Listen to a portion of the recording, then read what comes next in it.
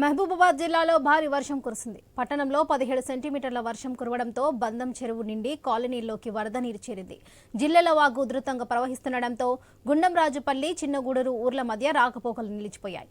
జిగ్నితండాతో పాటు పలు కాలనీలు జలదిగ్బంధంలో చిక్కుకున్నాయి. ఇళ్లలోకి వరద నీరు రావడంతో స్థానిక ప్రజలు ఇబ్బందులు పడుతున్నారు.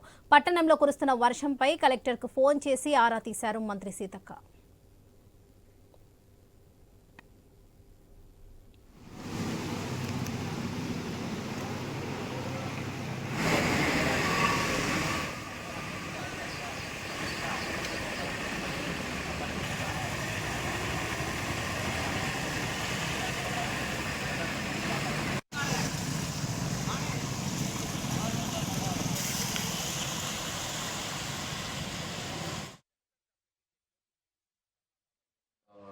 అంటే చెరువు మొత్తలు పోయడం వల్ల మాకు ఇంట్లో బాగా వరద వచ్చి పిల్లల బుక్స్, సర్టిఫికేట్స్ కానీ ఫర్నిచర్ ఇట్లా బియ్యం నిత్యావసర సరుకులన్నీ తడిచి ముద్దయిపోయినాయి.